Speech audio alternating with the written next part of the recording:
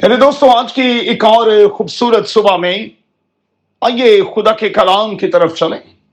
अपने सामने रखें पैदाइश की किताब, उसका दूसरा बाब और उसकी 18वीं ता 24वीं आयत। और सुबह के लिए हमारा मजमून होगा अंडरस्टैंड योर रोल। खानदानी जिंदगी में बिगाड़ की वजूहात क्या हैं?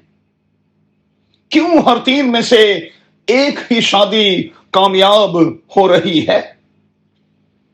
तलाक की शरह में क्यों 30% इजाफा हुआ है? इसलिए कि लोग शादी और अज़दवाज को लेकर संजीदा नहीं रहे। याद रहे कि ये एक जिम्मेदारी है और किसी भी गैर जिम्मेदार शख्स को कभी भी शादी नहीं करनी चाहिए। अब किसी भी मर्द के लिए और किसी भी औरत के लिए बड़ा जरूरी है कि वो 2 बुनियादी बातों को नोट कर छोड़ें। पहली, उन्हें अपने साथी को लेकर उनकी रिस्पेक्ट करनी है और उनकी सेल्फ रिस्पेक्ट का ख्याल रखना है। ख्याल रखना है कि वो एक दूसरे की वजह से अपने आप को सिक्योर समझें। माजरत के साथ कहूंगा कि आज खवातीन अपने शोहरों ही की बदौलत सबसे ज्यादा अदमे तहफ्फुज का शिकार दिखाई देती। और मैं कहूंगा कि अगर शोहर नफ्सियाती तौर पर सेहतमंद होंगे तो उसके अच्छे असरात उनके अज़दवाज पर, उनकी औलाद पर और उनके खानदान पर पड़ेंगे, वरना मुआमलात खराब होते जाएंगे। दोनों को याद रखना होगा कि वो एक दूसरे के प्यार में लिपटे रहें ताकि वो किसी और के असर से बचे रहें। उन्हें ऐसी सोसाइटी से भी अपने आप को दूर करना होगा जहां लोग शादी को लेकर संजीदा ना हो।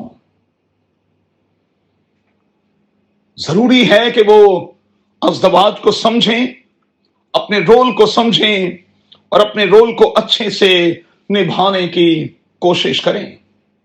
एक दूसरे को प्यार करें, एक दूसरे के ताबे हों और एक दूसरे की इज्जत और कदर करते रहें।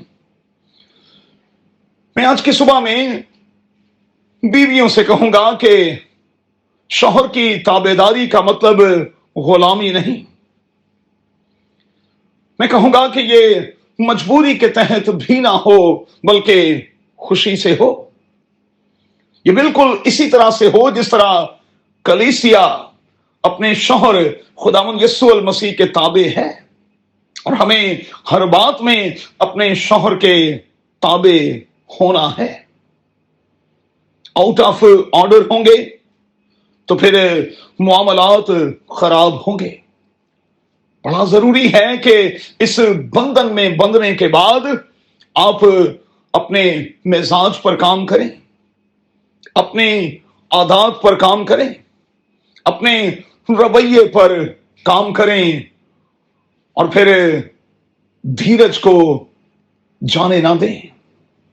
कदर खुदा आपको बड़ी बरकत दे।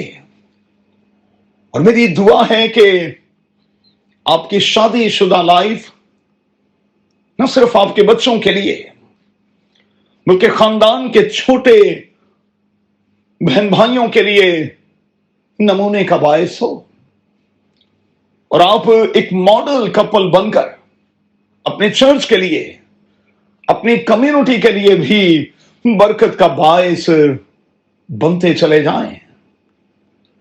कदर खुदा हमें ऐसा करने का भारी फजल बख्शे। आमीन।